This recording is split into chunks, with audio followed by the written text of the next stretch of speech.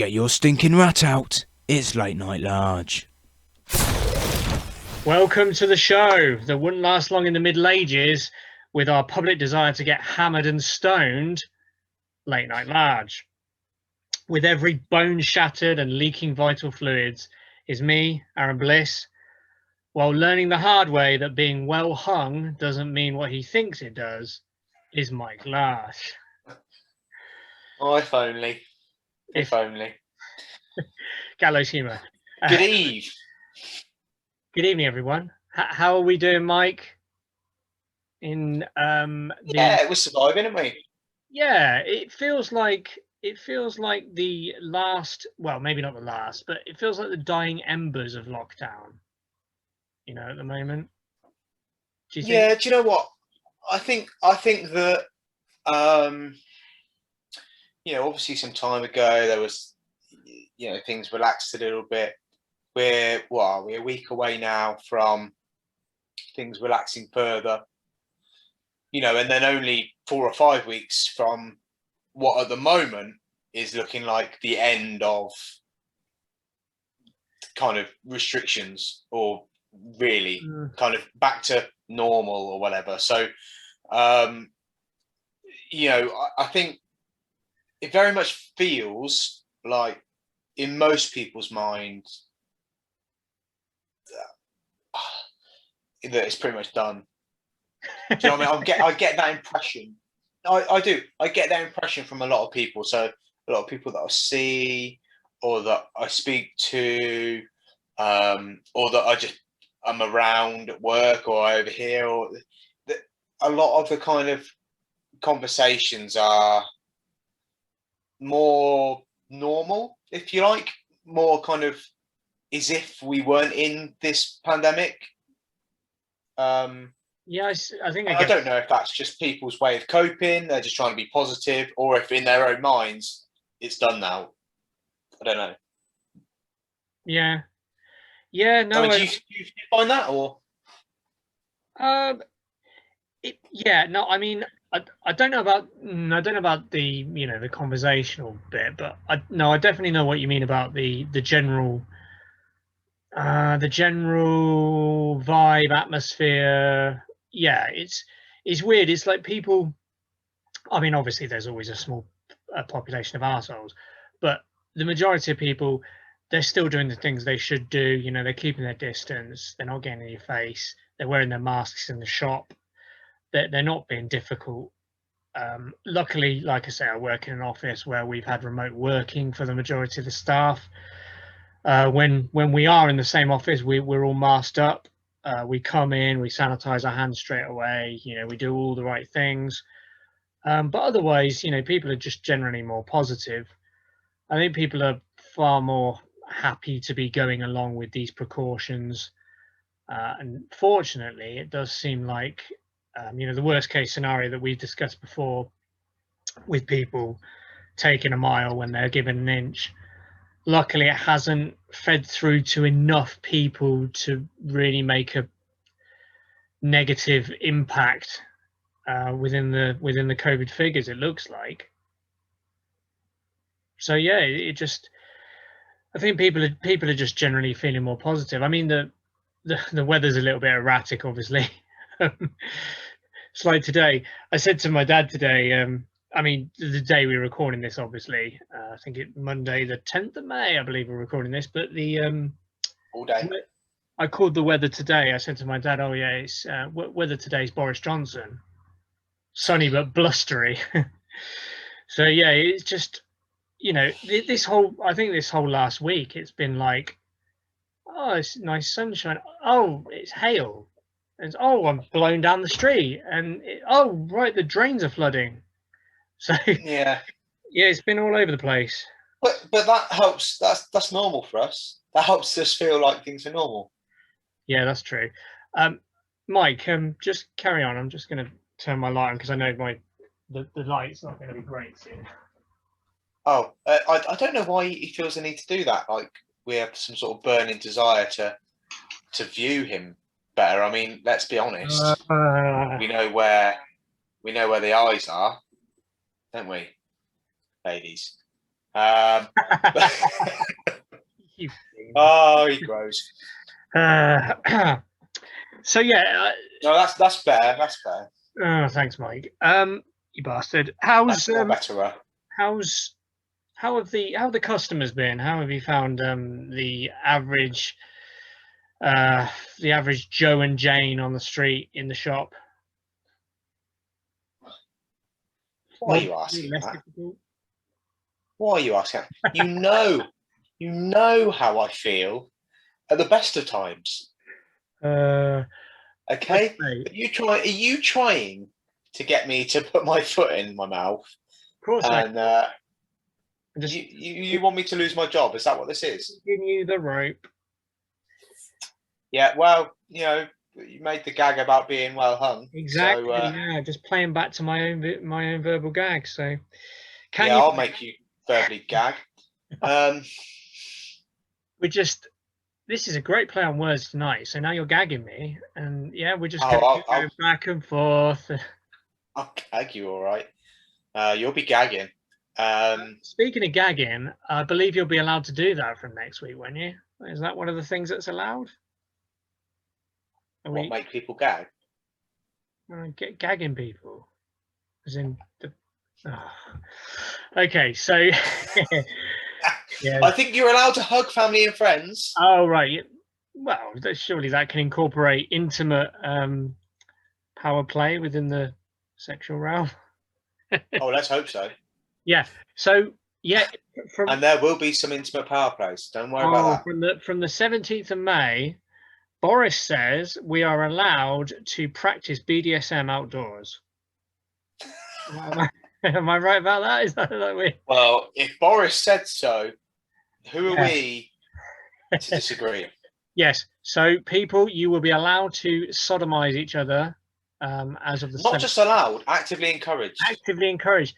We're coming out of a very tense period for the human race generally, particularly in this country. We're very uptight in this country. This country's a little bit too prudish, if I might say so. So I want to actively see people with ball gags sodomizing each other in the local park. I want to see grannies just streaking. I want to see. Anyway, yeah, maybe I better not go any further with that. But no. Continue. Carry it. As painful as it is. Hedonistic exhibitionism everywhere. A bacchanalian festival of Roman orgies and whatever else. Let's enjoy being in each other's grills once again. You haven't got to ask me twice. Oh, he grows. So he grows, all right. The 17th. So, Mike, let's just quickly remind ourselves while we're in this positive mood of liberation about what they say, the powers that be, the clown that be. He says people will be able to congregate indoors in groups of up to 6 or 2 separate households, and outdoors in groups of up to 30. Apparently, people can now choose whether they want to socially distance with close family and friends, meaning you can officially now sit close together and even hug. I mean, it doesn't say kiss, so I don't know whether that's considered beyond the pale, because people who are friends and family do like to kiss as well. The government is urging people to remain cautious about the risks, so don't go shaking hands with coronavirus patients, Boris, and to be conscious that some people are obviously more vulnerable than others. Outdoor, again, is safer than indoors. In terms of wider society, including adult social care and medical settings, shops, bars, restaurants, and other businesses, people will still be expected to continue to socially distance and presumably wear masks where appropriate. In care homes, residents will be able to have up to 5 named visitors and entitled to make low-risk visits outside of the home. 30 people will be able to attend a support group or parent and child group, with children under 5 exempt from the limit. Anyone who works or runs hospitality will be happy, because from Monday the 17th, People can meet in private homes or in pubs, bars, and restaurants, which will all be able to reopen indoors. Weddings, receptions, and other social life events can take place with up to 30 people. Cap on funeral numbers will depend on the size of the venue. Entertainment and sport. Most forms of indoor entertainment where social distancing can be possible will be able to resume, like cinemas, museums, and children's play areas. So presumably there will be arranged seating to prevent people from sitting on each other's laps. Theatres, concert halls, conference centres, and sports stadia will have capacity limits in place. Organised adult sport and exercise classes can resume indoors, and saunas and steam rooms are allowed to reopen. Here's an interesting one, Mike. In terms of travel, hotels, hostels, and B&Bs in the UK can allow overnight stays in groups of up to 6 people or 2 different households. We will go into this later, but there is foreign travel is allowed to a small number of countries on the government's green list. We'll go into that a little bit later. Schools and universities, this is the final part. Schools and universities, pupils will no longer be mandated to wear face coverings in classrooms or in communal areas in secondary schools and colleges because of the positive decreasing infection rates. The twice weekly home testing will remain in place though, which sounds very sensible. School trips with overnight stays will also be possible. All remaining university students who are not studying on practical courses will be eligible to return to their term time accommodation that they've been fucking paying for the whole time, and to receive in-person teaching on campus. They should get tested twice a week upon their return. What do we think of all of that, Mike? Anything that doesn't add up to you?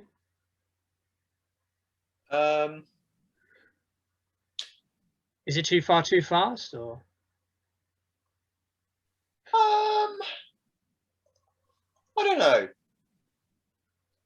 I don't know. I think that, I mean, where are we with the vaccinations? Let's have a look. The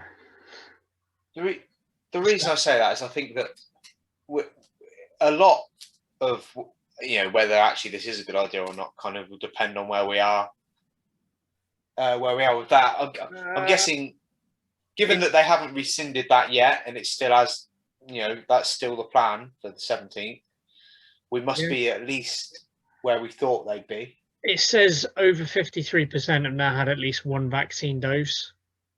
I'm a little bit disappointed that I haven't had my invitation yet, because I've heard of people of a similar age to me who've already had at least one.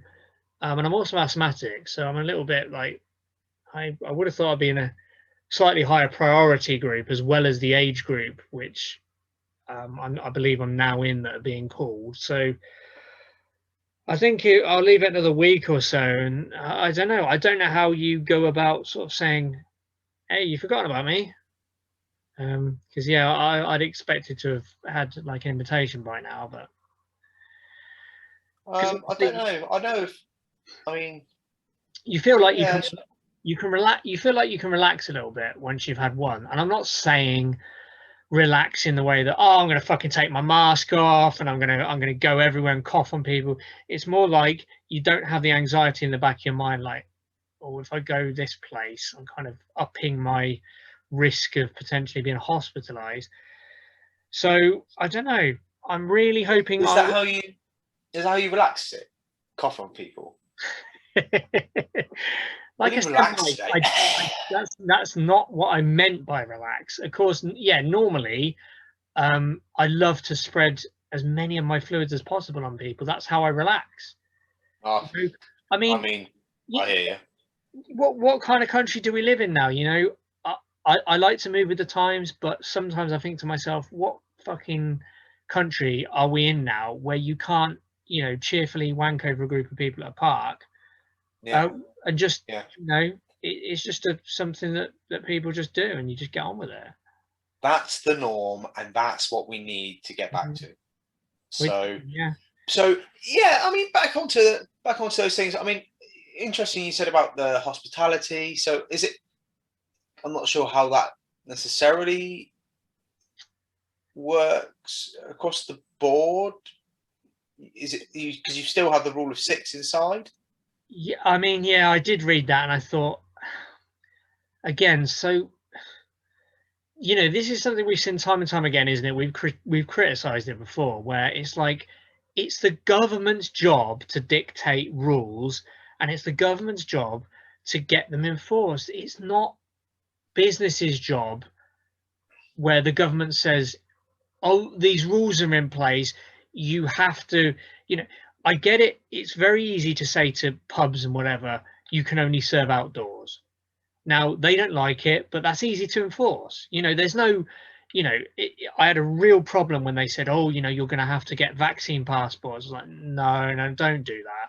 But as soon as it was like, you can only serve people outdoors, don't let them indoors unless they're briefly using the toilet and then going out. That makes complete sense. That is very easy to monitor and keep an eye on and police yourself. The idea that you're now saying to the hospitality industry, by the way, the staff in hospitality are not paid very well. So to then say to them, oh, you're back at work, guys, and by the way, as well as your usual job, you're going to be responsible for making sure that people who check in are a maximum of a group of 6, and they must be no more than 2 households.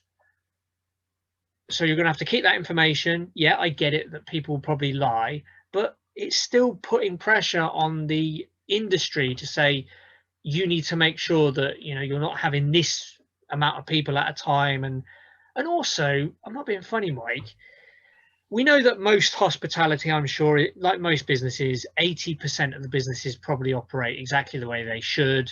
They're good, decent businesses generally, but there's always the 20% or so who will look at any way of getting an advantage. And that there's going to be those that will be the ones to, oh, party of 30? Yeah, not a problem. We just keep it on the down low. And they'll pack people in, not from the same household. Also, I know we've said this before, Mike, but what is the logic? What kind of logic is it to say, oh, maximum of 6 people for any booking, and they can only be from 2 households, but they're in a hotel with 12, 15, 20 other households where they could meet in the bar, in the lift, in toilets. So, yeah. Again, or you can only have 6 or 2 households unless it's a wedding, in which case you can have 30 people. Yeah.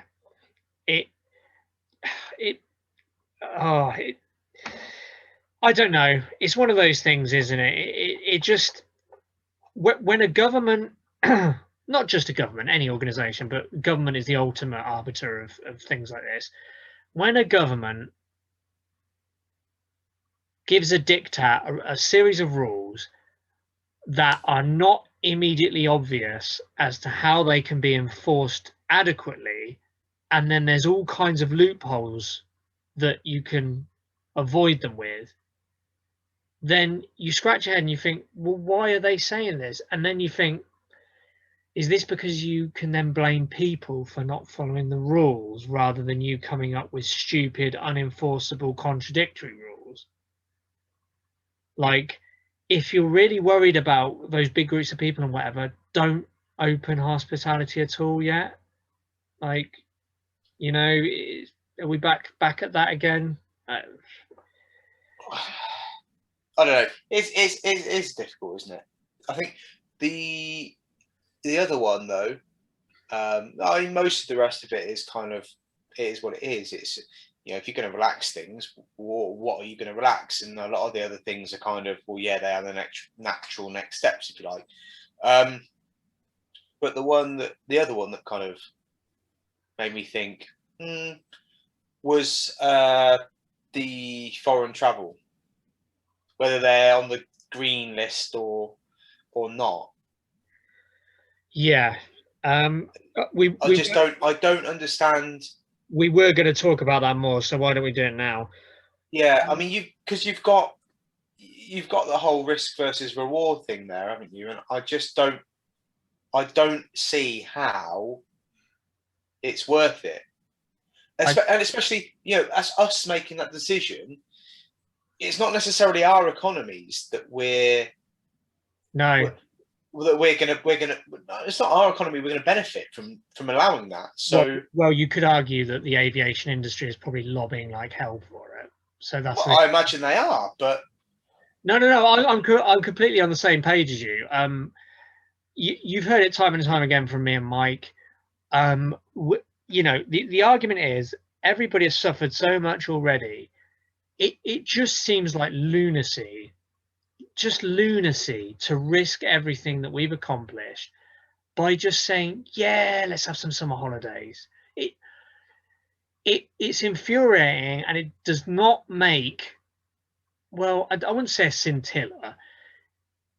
90% of the arguments don't make any sense because, like Mike says, it's a risk reward thing.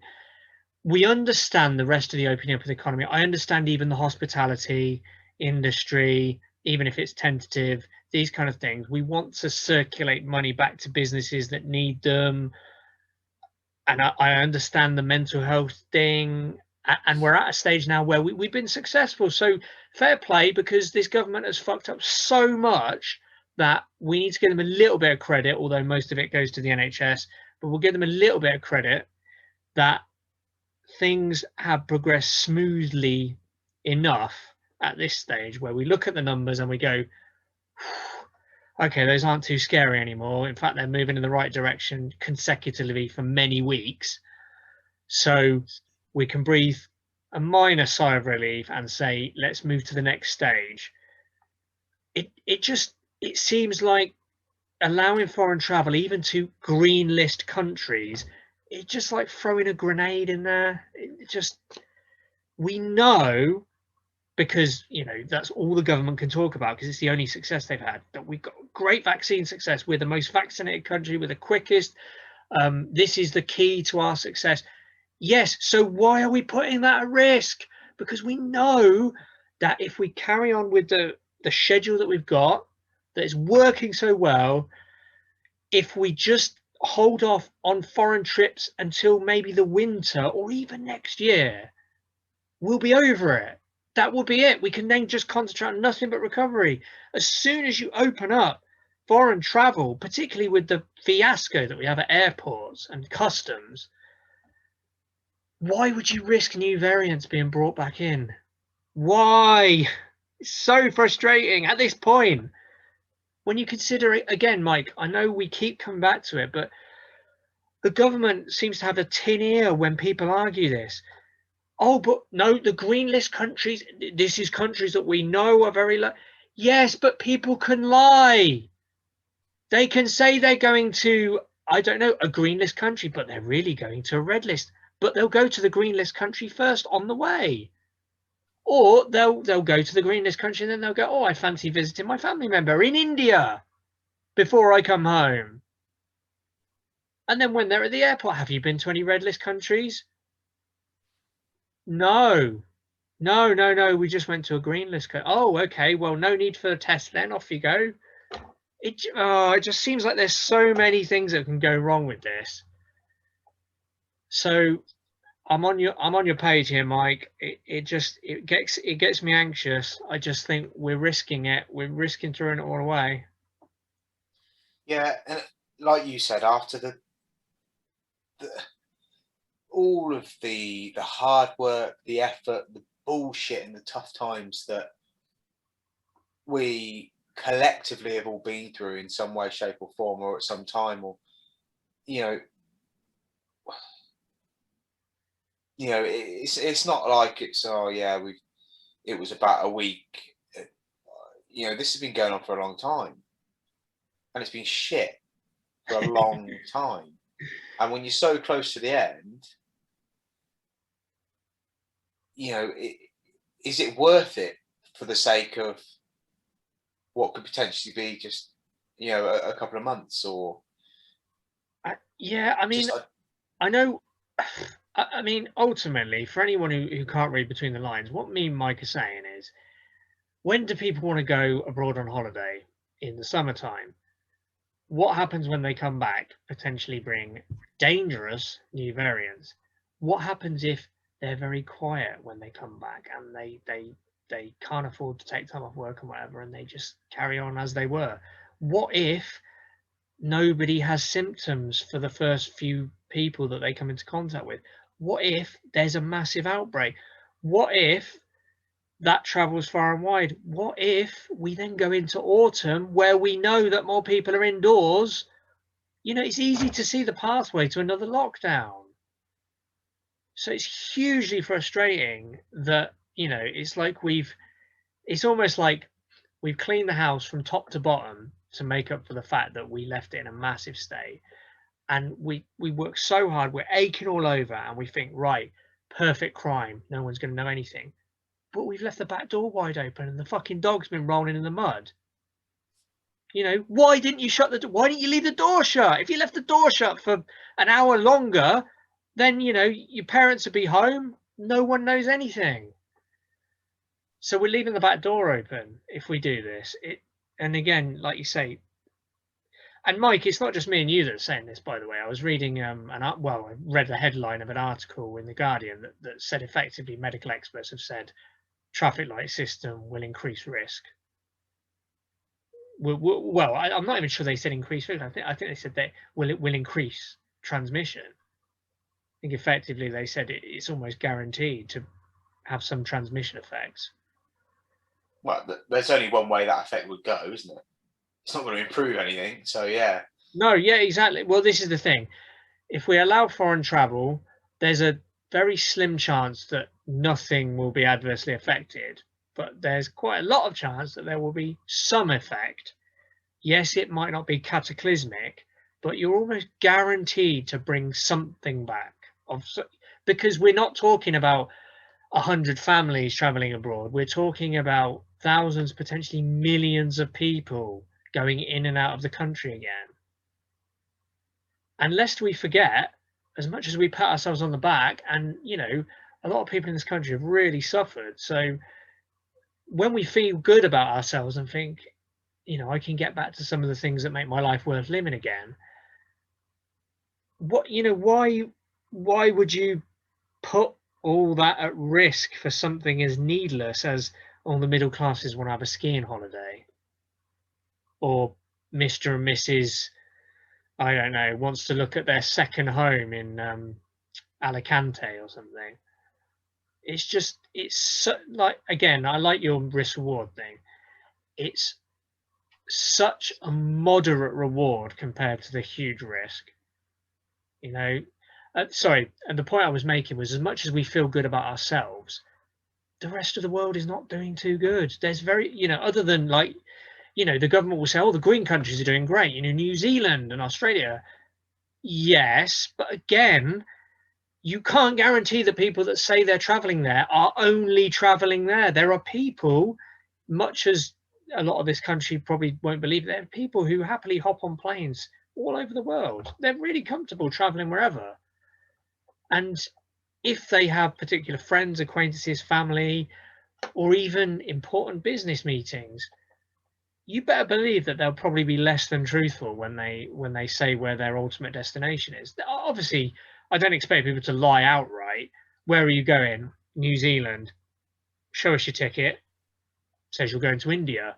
It's not going to be like that. But if people want to go to, well, New Zealand's a bad example, but if people want to visit, I don't know, Japan or something, but then on the way back they fancy, having a trip to Hong Kong or Singapore, they might not mention that second part of it because that's probably a higher risk area. And then when they come back, they're not going to want to miss work. They're not going to want to self-isolate. So they'll just say, no, I've just been to Japan. I mean, they'd have to go back to Japan again to get a flight back, wouldn't they? Because they know where the plane would have come from that they're getting off. Yeah, no, that's true. Although you are also suggesting that there will be high professionalism on the part of the people checking these, and as we've seen before, what? There won't be any planes going to India, for example, will there? Nor will there be any coming from. I used India as an extreme example. Even with the incompetence of our officials, it would be criminal neglect to allow any flights in or out of India at the moment, I would have thought. They do check. There are checks in place normally. When you get off the airport or whatever, get out of the airport, I can't imagine it'd be that difficult for them to. Yeah, but remember what we were reading in earlier months, where people were just wandering through airport security, and they would just like give them a form and tell them to fill it in, and then they just walk out the airport, put the form in the bin, and carry on their lives. I'm not suggesting maybe they've improved since then, because you like to think that if you fuck up something really badly, you'd hope you learn from it and put into place different procedures. But sometimes, certain bodies have their heads rammed firmly up their rectal passage, and they don't see, they think they're too important to learn lessons, and we do it this way, and this way works. Well, evidence says it doesn't work. But I don't know. Maybe I'm looking at a worst case scenario there. Maybe I am making I'm probably whipping up a little bit too much hysteria. They probably are a lot more professional. But the thing we both agree on is it really a risk worth taking at this stage? I personally don't think so. It's the same old thing, isn't it? Go back to Boris Johnson's let the bodies pile high. He didn't want to do those lockdowns. He did them too late. We hope he's been learning his lesson every step of the way, despite all the evidence saying he hasn't. But this time, you're thinking, oh, please let there be an angel on his shoulder just going, no, don't listen to them. They've got you in trouble before. Just hold off. We don't need holidays right now. Get people spending in the UK economy. Airlines can go fuck themselves. He's already said it before. Fuck business. Fuck the airlines. Just, you tell them, Boris. So I don't know. Anything else, Mike? Well, how are you feeling about Monday, May the 17th? Feeling good about it? Do you think is it just positivity? Like, hey, we're going to be able to do all these. I mean, this is big though. Remember, this is indoor activities, visiting friends in their house, and particularly for a bachelor like you, Mike, staying overnight. Well, yeah. I don't. How does that work then?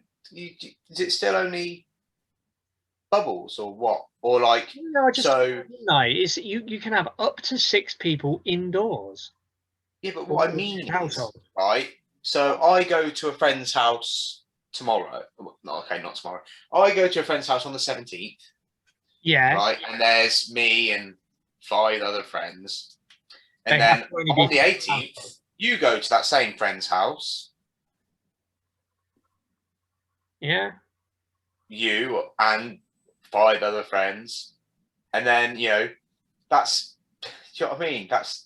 I mean that's they're going to have to hope that people are sensible. But yeah, I mean, bear in mind it again, Mike. There is the 2 household limit though. So, okay, yeah. At the same time. Yeah. No, I know what you're saying. Yeah, it's like, well, as long as you don't have house parties, you could have 100 different people in your house over a week. So yeah, no, I see what you're saying, but that's I'm guessing that, as we've heard Boris Johnson say before, he's probably relying on the common sense of the British people, which, as we know, generally doesn't exist. But maybe, maybe a stop clock is right twice a day. Maybe this time people will be sensible. About, whenever I hear about British common sense, I always think back to that story. What was it in Wales, where I think this is when we were on total lockdown, and do you remember those hikers in Wales had to call mountain rescue because they were wild camping I think in Snowdonia or somewhere remote, because they thought they could get away with it, and they got caught out because one of the puffins started having heart problems. So they had to call mountain rescue, or whatever the I guess it probably is mountain rescue, who go to remote potentially dangerous areas. But yeah, they basically, you know, and I often think of that when I think of British common sense. That was when we were in total lockdown, and these were two, you presume, older men who thought, first of all, it'd be a great idea to break the rules, or the rules didn't apply to them, and then they thought it'd be a great idea to go somewhere really remote where if anything went wrong, they'd have to take up emergency services resources, you know. And it's just like there was no common sense there. Either that or self-interest overrides common sense. I don't know. We know that it often does. Yeah. The thing is, I don't know about you, Mike, but so how much, again, this is a really weird thing to chuck in late and large, but how much do you subscribe to the theory of a country reflecting the values of its leader? Like, do you think if a prime minister has enough charisma or has been in charge a long enough period of time, that the character of the nation kind of reflects their sort of worldview or behaviours? No, Do you not? not anymore. Not these days. Not in this day and age. I mean, there's an argument. You know, the reason I say that is people are too far detached from. so right, okay. So no, okay. So what I meant was effectively, I know you might argue, yeah, it's another shot at the prime minister, but I was just thinking, like, you know, we're talking about people being selfish, wanting their own gratification ahead of what's good for the community. And we've got a prime minister who literally embodies all of that. You know, he's his whole time in office, he's just been doing whatever the hell he wants. It's a coincidence, Right? So if you're saying that, you know, an average Joe is selfish, you know, he cares about themselves and their own needs or whatever, you could, regardless of who, you could replace Boris tomorrow with anyone in the fucking world you wanted. It wouldn't change the average Joe. Okay, let me just. What I wasn't, by the way, what I wasn't saying is that all of a sudden everyone's imitating Boris. What I'm saying is, if there's a leader with enough charisma or who's been in charge for a long enough time, the qualities that they exhibit tend to be reflected in people, as in they come to the fore. Do you know what I mean? So, I mean, we've seen it with things that are obvious, like if a leader is particularly racist, uses a lot of kind of racist dog whistles, whatever, say Farage, we know that has encouraged a lot of people to be more confident in expressing views that are basically racist. So, but that's more of an obvious cause and effect. But what I mean is, if someone exhibits a certain pattern of behaviour, as we've seen with Boris, basically not thinking the rules applies to him, being a lad, you know, oh, he's a funny fucker. Look, do you hear what he did? You know, oh, he's knobbed this other woman. Oh, he's stolen money from the taxpayer. Or, you know, oh, he's you know, claimed he's decorating and stuff like this. Yeah. Do you know what I mean? So I'm not saying that everyone in the country is now mimicking Boris Johnson. What I'm saying is the worst aspects of his character kind of are then brought to the fore in other people. Do you see what I'm saying? Maybe there's an element of that. I think that maybe 50 years ago that would apply more. You think? 100 years ago, maybe even more so. I think in this yeah, well, yeah. In this day and age, though, I'm not certain it's as prevalent. Maybe it does agree. Maybe it does. Maybe I do agree a little bit. Rather that actually, you know, you do see. It's almost like, you know, like your example with the racism, for example. Yeah, okay. So it does kind of make people kind of more likely to feel comfortable exhibiting these things publicly. But I don't know. Maybe you just average Joe, you average simpleton window licker is that kind of is that influenced by someone, but I don't think they'd be influenced by someone just because they're prime minister. I mean, I certainly, but no part of me, who I am, how I act, what I believe, what I think, what I say publicly or otherwise, is impacted by who the prime minister is at any point in time. Even if it's a particularly charismatic person who's been in power for 8 years, whatever it is. Yeah, I mean, maybe I'm barking up the wrong tree, but the thing is, Mike, we know, the example I gave, that's more how leadership can change society. Like, we know, for instance, and I do think that is. The 70s was a completely different culture from the 80s. In terms of the 70s was very much solidarity, trade union scuffles, feeling like you were part of this kind of constant battle for solidarity, whatever. The 80s then became very much about the individual, and that was specifically governments, because governments held together a certain system, and then another system was implemented, and it was kind of drilled into people, and then naturally people would, rather than be immediately kind of professing their opinion on the latest trade union dispute, whether they were sympathetic or not, they were kind of more happy to exhibit pride that they bought their house, or they just got a big bonus in the city, or stuff like this. So it's like the culture is really affected if a government sort of implements a new kind of system for long enough. But I was just interested as to whether a particular strong character who's the leader of a movement or even of the country, like Boris Johnson, they can influence people in a way.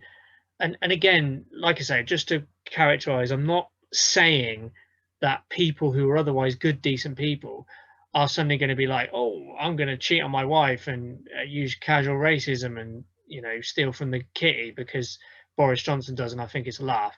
It's more like they, and again, like you say, we're generally talking about simple-minded people, and they look to role models, even if they wouldn't admit it. They look to role models like people in high places, and the highest place that's covered in the news the most is the prime minister.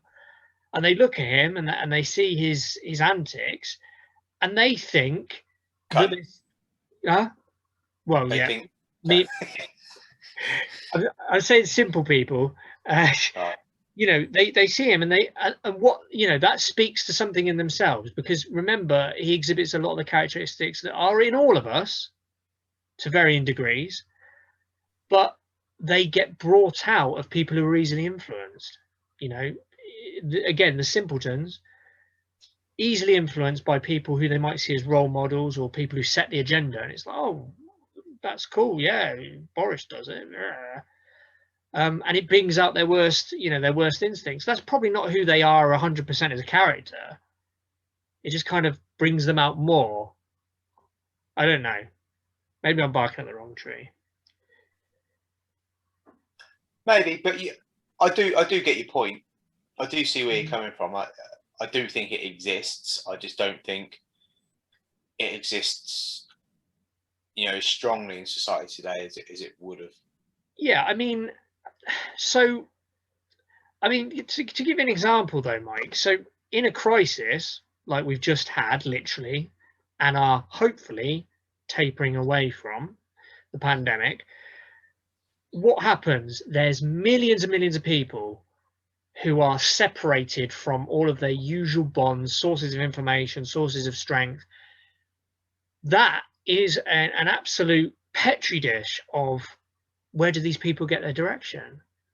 Now, you could argue that the direction, and we've said this before, we're talking about lowest common denominator. Lowest common denominator means the most easily led of people, which is the vast majority, you would argue, of people in the country who probably don't have a lot of time to think about the wider picture for whatever reason. I'm not saying they're all stupid before you say it. People who are... Okay, I'll say it. No, they're not. We're also talking about people who are desperately poor, or for other reasons, don't have the bandwidth to get involved in what's going on and understand it fully. So they're all like really directionless. Now, where did they get where did we get that sense of unity initially? I think, yeah, there's an argument that the novelty at first, but then it was more like we were channeling it towards the NHS and healthcare workers, and it was like, look at what all these people are all going through, and all we have to do is stay at home to protect them, and that kind of fostered it. And then obviously Captain Tom, and it was all suddenly the lowest common denominator, the majority, was triggered into feelings of solidarity and community spiritedness, you know. So those people probably weren't normally as generous or as like, oh, we're all in this together. It's an aspect of their character, but it's not encouraged by the national, the national way of being. And then of course Dominic Cummings turned it the other way. You could argue. Yeah, maybe. Maybe you got a point. Okay, thank you. Anything else you'd like to talk about tonight, Mike? Because I think we've rambled on for long enough, haven't we? I don't think anything else has really happened. I don't think we've missed any particularly big COVID stories. No. I mean, if we have, tell us, let us know. Give us a comment. You silly twats, how the fuck did you not talk about this? Sorry about us. But I don't think we've missed anything major. Obviously, next time we'll have a bit, kind of. We'll have a bit more to talk about. Something with a bit more substance. Something actually will have changed, and something actually will have happened, which is, of course, the rule change that we've mentioned tonight. So, but I think we've covered everything we need to cover. Yeah, I mean, we have to say as well, for anyone who's been tuning in intermittently or regularly during this pandemic into me and Mike's thoughts on it, thank you for listening. Obviously, we don't know how long this is going to go on, but it's been really enjoyable kind of suffering together, just talking through our experiences week by week, the failures of the people who govern over us and the successes of us decent folk kind of looking out for each other and calling out bullshit when we see it. But it does feel like we are gradually sliding towards an end. Now, thank fuck, pandemic's over. But, let's hopefully fight for a better normal than what we initially had, because we are like killing the planet, amongst other things. But anyway, I just wanted to say it's been a pleasure communicating with you people. I hope you found some solace in listening to our rambling rubbish. But we don't know how much longer we'll be doing this, because hopefully lockdown large will end in the sense of the prefix lockdown eventually. I'm sure we won't go away, completely. If there's still demand for material, I'm sure me and Mike can think of things to discuss. We'll never go away. You'll never get rid of us. No. There's no cream or pill for the rash that is late night large. We're here to stay. We are like podcast or YouTube herpes. We are a permanent scar. We are a permanent scar on your genitalia, and we will forever haunt you. I was better. We are not a permanent scar on the genitals. Herpes is better because although it sounds grotesque, and it is, it's a dormant virus generally. So you have herpes. Once you've caught it, you have the virus forever. It just very rarely breaks out. So maybe we'll be like that.